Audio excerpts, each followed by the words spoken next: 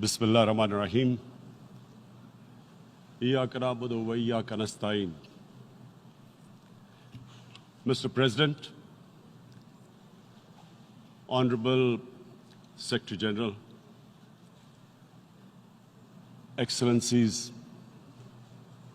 ladies and gentlemen, I feel honored today to represent my country at this forum of world leaders, where we have a chance to discuss problems that the world is facing. I want to talk about a lot of problems, but just four today. And I especially came to this forum despite a difficult time in my country, facing challenges. I would not have come, but because I feel that there are some very urgent problems which the world must address. So first of all, I start with climate change. So many leaders have talked about climate change. But Mr. President, I feel that there is a lack of seriousness. Perhaps world leaders some of the leaders who can do a lot, do not realize the urgency of the situation. We have a lot of ideas, but as someone said, ideas without funding is mere hallucination. Pakistan, I'll give you start with my own country. Our country is amongst the top 10 nations in the world which are most affected by climate change. We depend upon our rivers. We are mainly an agricultural country. And 80% of the water in our rivers comes from our glaciers. The glaciers, not just on the Pakistani side, even India. The 80% of the water in Ganges and the Indian rivers also comes from the glaciers, from the Himalayan glaciers, Karakoram, Hindu Kush. And these glaciers are melting at quite a rapid pace. We detected already 5,000 glacial lakes in our mountains. And if this keeps going, if nothing is done, we are scared that humans are facing a huge catastrophe. In my country, when my party came to power in the province of KP, we planted 1 billion trees in 5 years. Now we've set ourselves a target of 10 billion trees in Pakistan. Idea being to counter the effects of global warming. But one country cannot do anything. This has to be a combined effort of the world. My optimism comes from the fact that humans, the Almighty has endowed humans with great powers. We can do anything, provided our survival instinct is stirred up. And this is really what I hope that the United Nations will take a lead in this. There must be more emphasis. Richer countries must be pushed. Countries that are mainly responsible for greenhouse gas emissions. They must be pushed because our country contributes minuscule amount to greenhouse gases. So I feel that the United Nations must take leadership in this. My second issue for me right now is even more critical. Mr. President, every year, billions of dollars leave the poorer countries and go towards rich countries. billions of dollars siphoned off by the ruling elites of the developing world. And they find their way into Western bank accounts, offshore accounts, tax havens, expensive properties hidden behind companies bought in Western capitals. Mr. President, this is devastating the developing world. This is causing more poverty, debts. It's impoverishing the developing world. The difference between rich and poor countries is growing because of this. Money laundering, which happens because money leaves the poorer countries into rich countries, is not treated the same as, for instance, money from drugs or terror financing. The seriousness which terror financing and money from drugs, the way it is treated, it's not the same. The way the poor countries are being plundered by their elites. It's not happening. In my country, when I took charge of our government a year back, in the 10 years preceding that,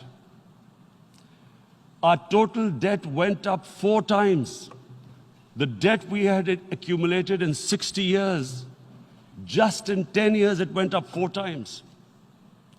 As a result, the total revenue we collected in 1 year, half of it went into debt servicing. How are we going to spend money on our human beings, 220 million people, when half the money is going into debt servicing? Because our country was plundered by the elites, the ruling elite. And easily they could get the money out. And when, Mr. President, we located properties in Western capitals bought by this money through corruption and money laundering, located the properties of these corrupt leaders, we find it so difficult to retrieve it. That money, if we retrieved that money, we could spend on our human beings. But it's so difficult. The laws protecting these criminals. We do not have the sort of money to have expensive lawyers and spend millions and millions of dollars. We need help from the rich countries. And Mr. President, it's critical. The rich countries must show political will. They cannot allow this to happen. How can the poor countries spend money on human development, which the United Nations asks, SDG? How are we going to do it when this money can easily leave our countries? So, unless the rich countries intend to build walls to stop economic refugees coming as we see right now, they must take action. They must take action now. It must be a deterrent. Corrupt ruling elites should not be able to take money out easily and park it into foreign bank accounts and into these properties abroad. And I never understand why. Why do we have these tax havens? Why is this allowed? Why shouldn't rich people pay taxes? Why is it legal to have these tax havens where you have these secret accounts? Because, world is changing. The population of the world is growing. Sooner or later, you're going to have a crisis. If the poor get poorer and the rich get richer, there is going to be a crisis sooner or later. So this is my second point. I hope that the United Nations takes a lead in this. It involves the IMF, the World Bank, Asian Development Bank. They must find a way of stopping this plunder of the developing world. My third point is Islamophobia. There are 1.3 billion Muslims in this world. There are millions of Muslims living in other countries, European countries, in the US, as minorities. Islamophobia since 9/11 has grown at a pace where it is alarming. Human communities live together. There should be understanding amongst them. But Islamophobia is creating a division. Muslim women wearing hijab, it's become an issue. It's become an issue in some countries. Hijab is some sort of a weapon. A woman can take off her clothes in countries, but she can't put on more clothes. How is this happening? Because of Islamophobia. And how did this Islamophobia start? After 9/11. And why did it start? Because certain Western leaders equated terrorism with Islam. Islamic terrorism. Radical Islam. What is radical Islam? There is only one Islam, and that is the Islam we follow of Prophet Muhammad sallallahu alaihi wasallam. There is no other Islam. Radical Islam, Islamic terrorism, what message did they send to people in the West? And why is there Islamophobia? How is a person in New York, in the Midwest, in the US, in European capital, how is he going to distinguish between who is a moderate Muslim and who's a radical Muslim? Because terrorism has nothing to do with any religion. This Islamic terrorism, Islamic radicalism, and sadly used by leaders, this has been the main reason for this Islamophobia. And it has caused pain amongst Muslims. We in Muslim countries watch this Islamophobia traveling abroad, and it's getting worse. And may I just say, Mr. President, that in European countries, it is marginalizing Muslim communities. And we all know that marginalization leads to radicalization. Some of the people who ended up as militants in Syria and other places were from marginalized Muslim communities. And my point here is that we must address this issue. I'm sad to say that we Muslim leaders have not addressed this issue either. After 9/11, when this thing came about war against radical Islam, rather than Muslim leaders trying to explain to the West that there is no such thing as radical Islam, in all human communities, they are radicals. They're liberals and rest are moderate. All human communities, Christians, Jews, everyone has it. But Islam is not radical, neither Judaism, neither Christianity, neither Hinduism. No religion preaches radicalism. The basis of all religion is compassion and justice, which differentiates us from the animal kingdom. But unfortunately, the Muslim leadership was so scared of being called radical Islam that all of them became moderates. In Pakistan, we were in the eye of the storm, and our government coined a phrase called enlightened moderation. No one knows what it meant, but everyone started putting on Western suits that they were moderates, started speaking. Even those who didn't know English would speak English because they were moderates. No one had a clue what it was, because we, in the Muslim world, did not explain to the West that there is no such thing as radical Islam. One of the reasons why, after 9/11, Islam was supposed to be equated with terrorism was suicide attacks. Because the 9/11 bombers did a suicide attack, all sorts of theories came up that the Muslims are involved in suicide attacks because they will get virgin in heavens. Some came up with, what about women, suicide attackers? So this bizarre thing happened. No one explained. Suicide attacks and Islam were equated. No one did research that before 9/11, the majority of suicide attacks in the world were by Tamil Tigers, who were Hindus.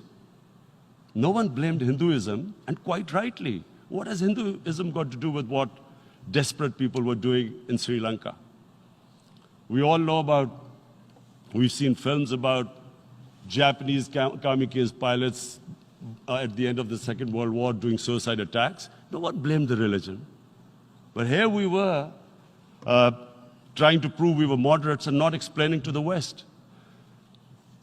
But the most important thing I wanted to say here today, in explaining this Islamophobia, Mr. President, and I feel it's very important because I've spent, because of I played professional sport in England, I spent a lot of time there.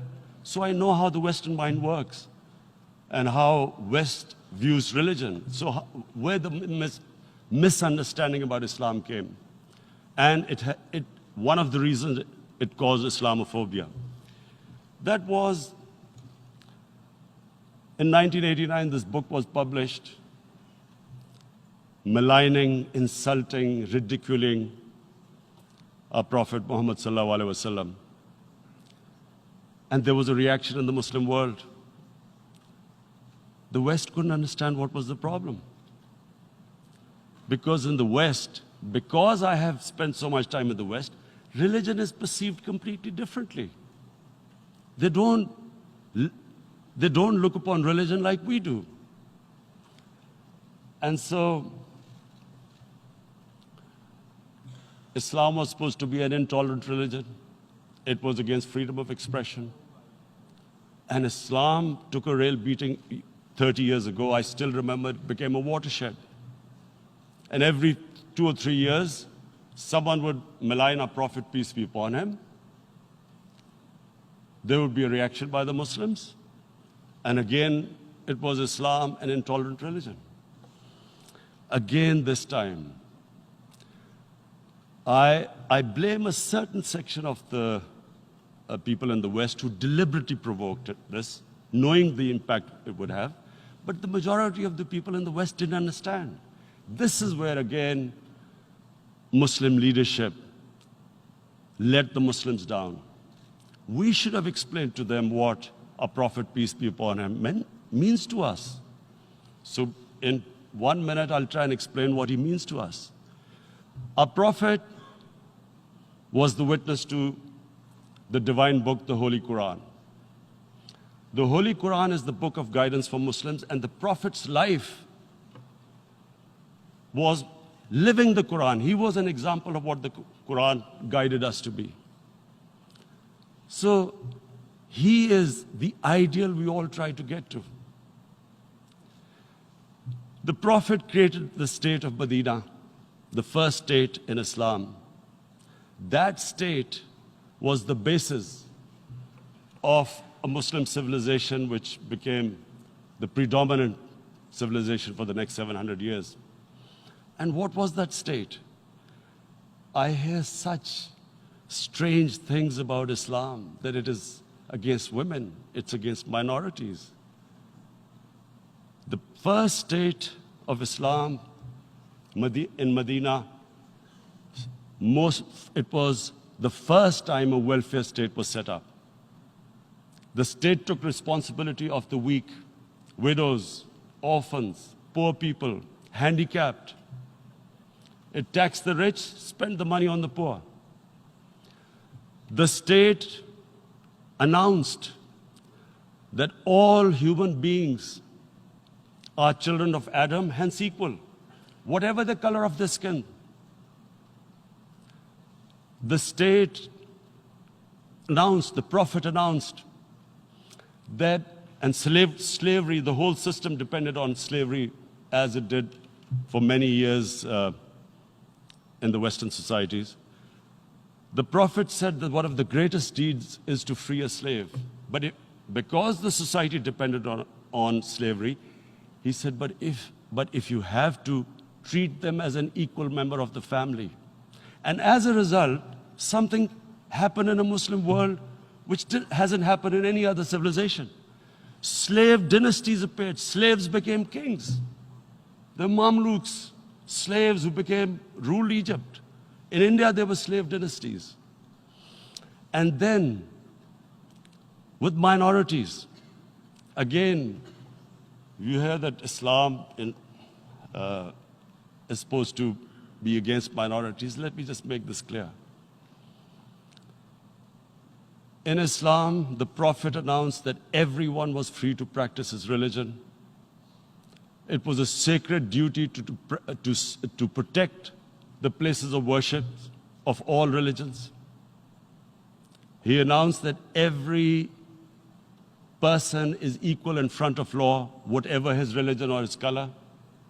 And this incredible case, and I always quote this, that the fourth Khalifa, the head of state of Medina, he lost a court case against a Jewish citizen. So, number one, it showed there was a rule of law, no one was above law. And number two, that a Jewish citizen was an equal citizen. So, Mr. President, when a Muslim society is unjust to its minorities, it is going against the religion of Islam and our Prophet, peace be upon him. So, it is important to understand this. The Prophet lives in our hearts. When he's ridiculed, when he's insulted, it hurts. As we human beings understand one thing, the pain of the heart is far, far, far more hurtful than physical pain. And that's why the Muslims react. And I always thought that if I ever had this stage, I would try and explain this to the world community, especially to the Western community, because having lived in the Western community, people didn't understand this. When I first went as a teenager to England, there was a comedy film on Jesus Christ. It's unthinkable in Muslim societies. So we need to explain that, look, in a human community, we must be sensitive to what causes pain to other human beings. We have, in the Western society, and quite rightly, the Holocaust is treated with sensitivity because it gives the Jewish community pain. That's all we ask. That do not use freedom of speech to cause us pain by insulting our Holy Prophet. That's all we want. And now, the number fourth point, Mr. President, and this is the most critical point, is the reason why I especially came here. It is about what is happening in Kashmir. Before I go on this, I want to make one thing clear, that when we came to power, my first priority was that Pakistan would be a country which will try its best to bring peace. We had been through this war on terror. We joined the United States war on terror after 2001. And Pakistan went through one of its worst periods where 70,000 Pakistanis died and over 150 billion was lost to our economy. And Mr. President, I opposed the war because in the 80s, Pakistan had joined the Western countries in what was the freedom struggle then in Afghanistan against the Soviets. And it was funded by the Western countries. These Mujahideen groups, which were treated in guerrilla warfare, were trained by Pakistan Army, funded by the Western countries, and especially US, and they waged what was a freedom struggle in Afghanistan. The Soviets called them terrorists. We called them freedom fighters. 1989, the Soviets retreated. The Americans packed up and left. Pakistan was left with these groups. Come 9/11, Pakistan joined the United States in this war on terror.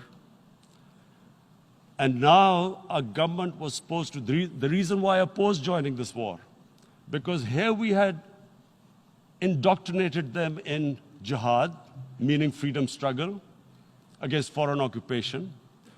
Now, because we had joined the US, and the US had occupied Afghanistan, now we were supposed to tell them that, no, this is not freedom struggle and jihad, it's terrorism. So that's why I tried to tell then government that, stay neutral, because you will have leverage over them. You will be able to control them. But if you join them, you become collaborators, and they will attack you, which is what happened. They turned against us. We went through a nightmare. 70,000 people killed in a war we had nothing to do with. No Pakistani was involved in 9/11. Taliban were in Afghanistan. Al-Qaeda was in Afghanistan. What had we to do with it? 70,000 Pakistanis died. So when we came to power, we decided that we would dismantle what was left of these groups. And this decision was taken not just by us, but by all the political parties in Pakistan. Unfortunately, they didn't implement it. So we came to power, we decided to implement it, and we dismantled whatever was left of the groups.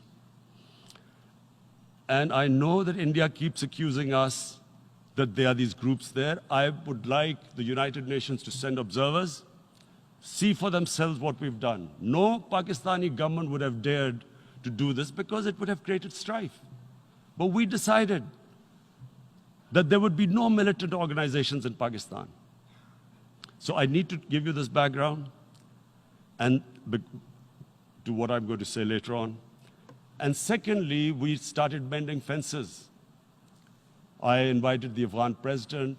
We developed a relationship with Afghanistan. We had problems with Iran. We mended fences there. And then India. Now let me just give you a little background about my relationship with India. Because of cricket, and cricket being it's a passion in the subcontinent, I had great following in India. I have friends in India, and I loved going to India. So immediately, when my party came to power, the first thing we did was to immediately reach out to India. And I spoke to President Modi, and I said, look, we have similar problems. Climate change, poverty. Let's get together. Let's resolve our differences through trade. Let's build a relationship on trust. Prime Minister Modi told me that, there were terrorist attacks from Pakistan. I said, we have problems with you. There are terrorist attacks which we know are instigated by India in Balochistan. We caught a spy, Kulbhushan Yadav, who admitted what the sabotage going on in Karachi and Balochistan. So we said, look, let's leave that behind. Let's move forward. Our main priority should be our people. The highest number of poor people live in the Indian subcontinent. Unfortunately, didn't make any headways. Our foreign ministers were supposed to meet on this in the UNGA last year. India canceled it. We thought that it's their election coming up. It's a nationalist, ultra-nationalist party.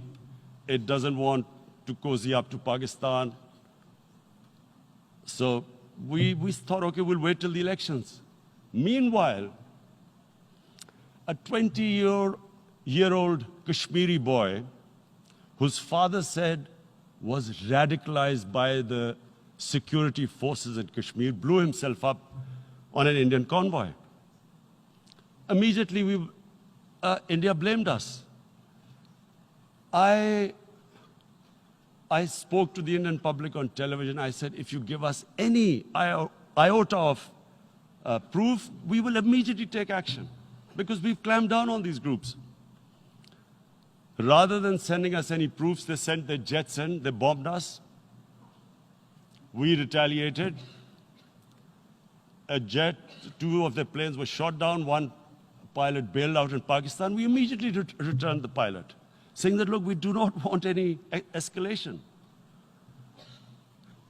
Rather than taking that as a peace gesture, the entire campaign, almost the entire campaign of Mr. Modi in the election was how he had taught Pakistan a lesson that jets had killed 350 terrorists.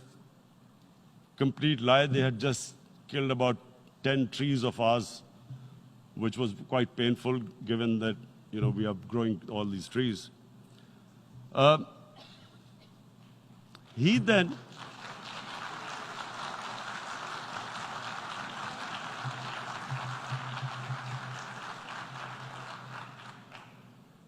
the election campaign, Mr. Modi used words like, this is just a trailer, the movie is about to start.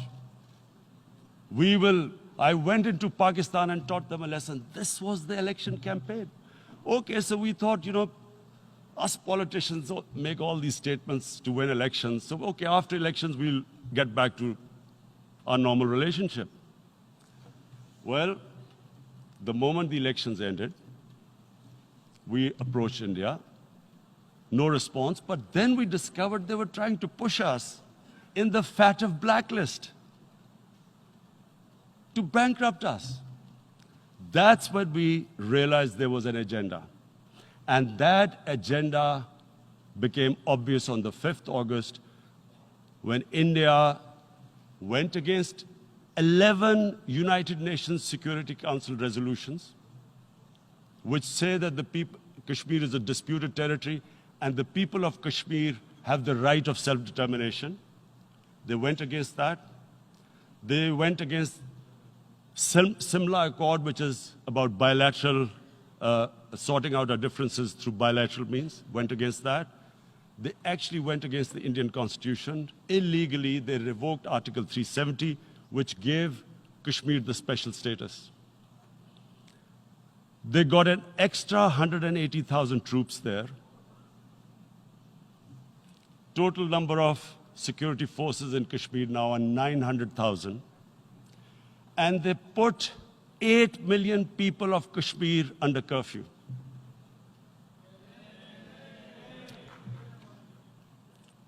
Mr. President, now I just briefly want to make the people understand, how can anyone do something like this? And for that, I have to explain to you what is RSS. RSS, Mr. Narendra Modi is a life member of RSS. RSS was an organization that was inspired by Adolf Hitler and Mussolini, came about in 1925. They believed in racial purity, racial superiority. They also believed they were an Aryan race like the Nazi believed they were an Aryan race. All that I'm saying can be verified. This is the time of information revolution. You can Google all this, what I'm saying. But it is very important for me to explain this to you so you know what is happening in India. This RSS believed in the ethnic cleansing of Muslims from India. At one point, there was racial superiority of the Hindu race. Secondly, it was hatred for the Muslims and for the Christians because they believed that this golden age of Hindu civilization was stopped because of Muslim rule centuries back and then the British rule of India. So it was racial superiority and hatred for Muslims and Christians. this is openly stated. You look at the founding fathers of RSS, Golwalkar and Savarkar. Just Google them and you'll find out. And this ideology of hate is what murdered the great Mahatma Gandhi in 1948. It was this ideology of hate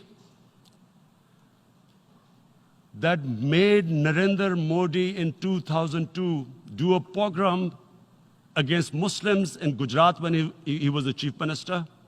He allowed 3 days for these RSS goons who were inspired by the Hitler brown shirts. They actually wear brown shirts. This RSS, the Congress Home Minister gave a statement that in RSS camps, terrorists are being trained. And these terrorists butchered 2,000 Muslims and 150,000 Muslims were made homeless. Narendra Modi could not travel to the US because of that. And I need to make you understand this background before I explain to you that what sort of a mindset would lay siege to 8 million people with 900,000 troops. Women, children, sick people, locked in as animals. In fact, of what I know of England, if 8 million animals were locked in, the RSPCA would have made a lot of noise about it. These are human beings.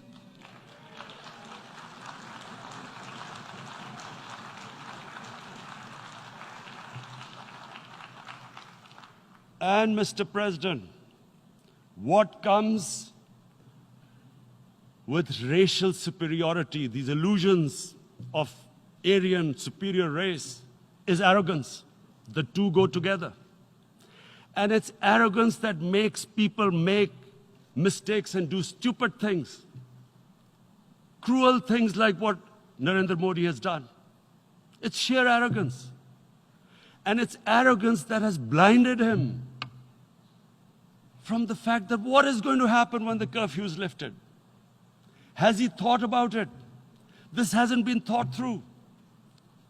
What is he going to do when he lifts the curfew? Does he think that people of Kashmir will quietly accept the status quo because India has changed the constitution and taken away the special status? They'll accept that?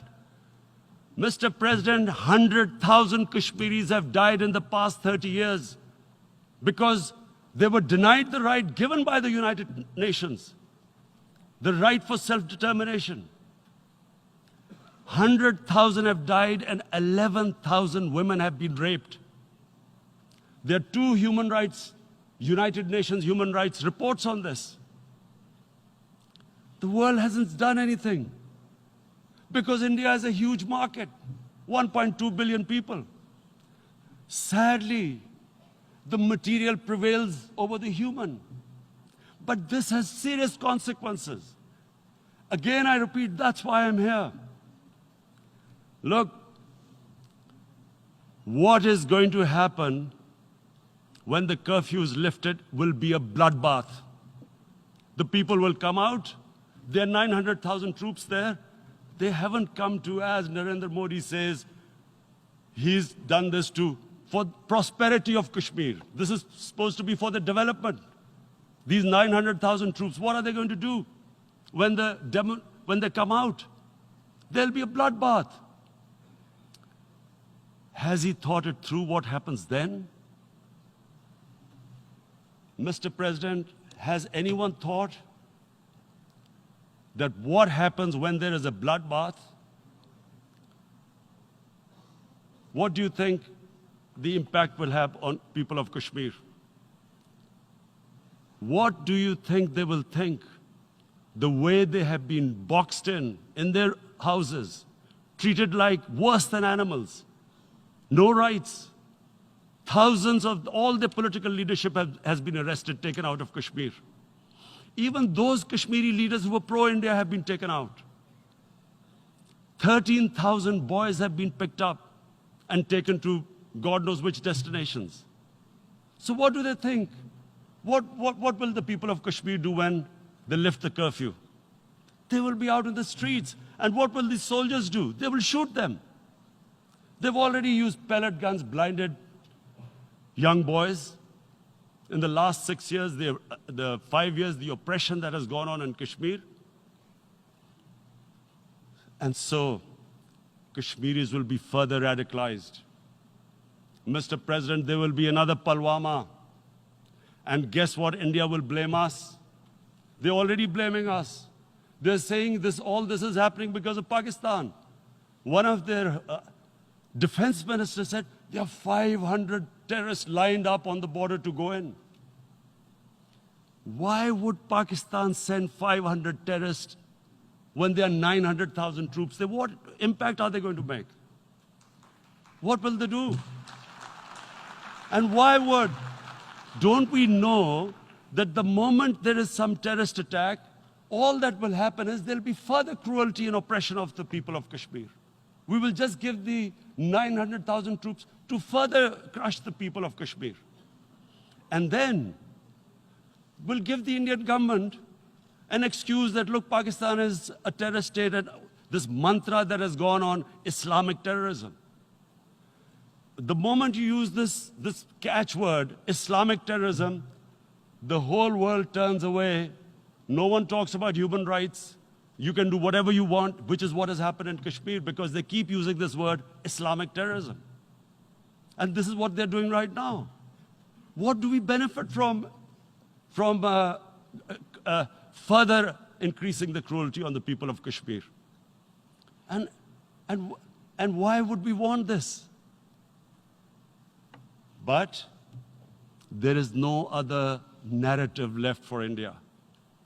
As when they lift the curfew, whatever happens, Pakistan will be blamed, and there is always a danger of another Pulwama. They might come and bomb us again, and then another cycle might start. And what does Narendra Modi think? That 180 million Muslims of India are thinking right now. Aren't they watching these Kashmiris stuck inside for 55 days they've been stuck in? Aren't they watching? What do you think? Don't you think that the Muslims will be radicalized in India? And I'm talking about 180 million people. And when they get radicalized, there will be some incident in India somewhere down the line. Again, we will be blamed. And I'm warning you right now, again, we will be blamed. And Mr. President, what about 1.3 billion Muslims who are watching this? And they know that it is only happening in Kashmir because they're Kashmiri Muslims. This is not happening to Kashmiri Hindus.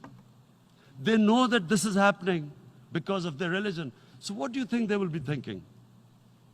What do you think the Jewish community would think if they were, forget 8,000 Jews stuck like this?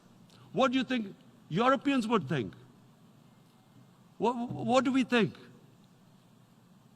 I mean, any human community, if their members are stuck like that, what do you think they will think? Are we a children of a lesser God? Is it not going to cause us pain? And then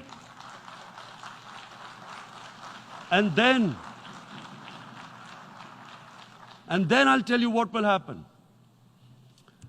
People will, in the 1.3 billion Muslims, someone will pick up arms.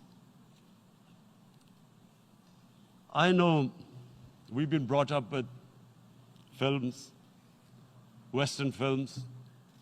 This good, decent guy doesn't get justice.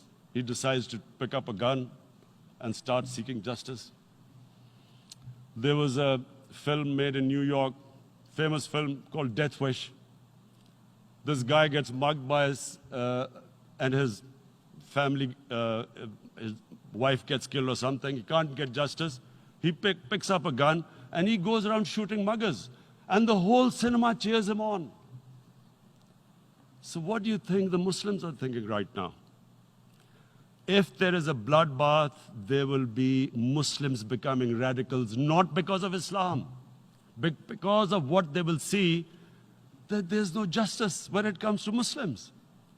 There were Rohingya Muslims, Myanmar, who are, God knows, almost 1 million people out, ethnic cleansing.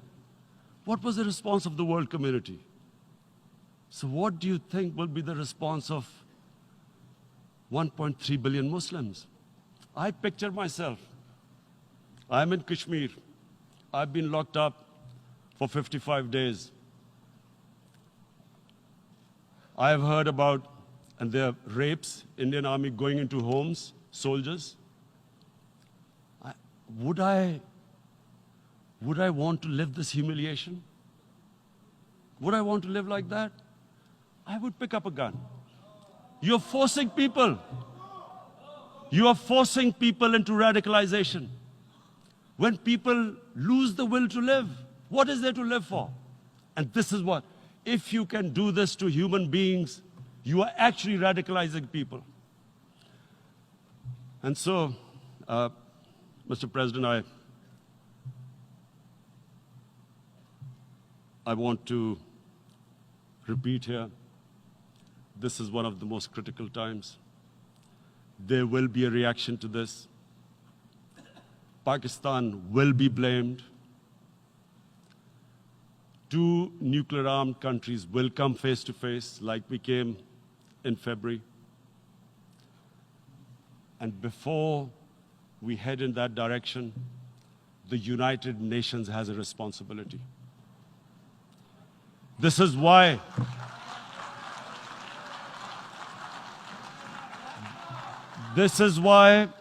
the United Nations came into being in 1945. You were supposed to stop this happening. I feel we are back to 1939, Munich. Czechoslovakia has been taken, annexed. What is the world community going to do? Is it going to appease a market of 1.2 billion, or is it going to stand up for justice and humanity?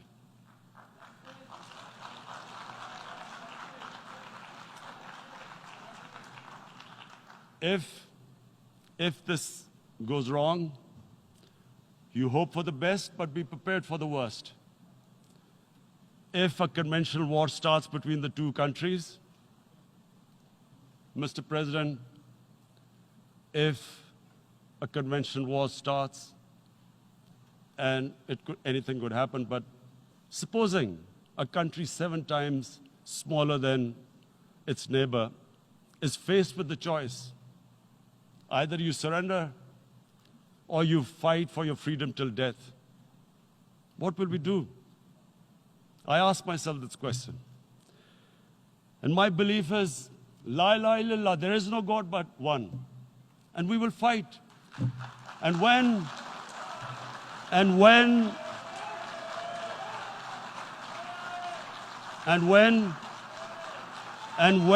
a nuclear-armed country fights to the end, it will have consequences far beyond the borders. It will have consequences for the world, which is why I repeat I'm here. Because I'm warning you, it's not a threat. It's a fair worry that where are we headed? And I've come here to tell the UN, you've got to, this is a test for the United Nations. You are the one who guaranteed the people of Kashmir the right of self-determination. They are suffering because of that. And this is the time. This is the time not to appease like in 1939 appeasement took place. This is the time to take action. And number 1 action must be that India must lift this inhuman curfew, which has lasted for 55 days. It must free all political prisoners, and especially those 13,000 boys that have been picked up. Parents don't know where they've disappeared.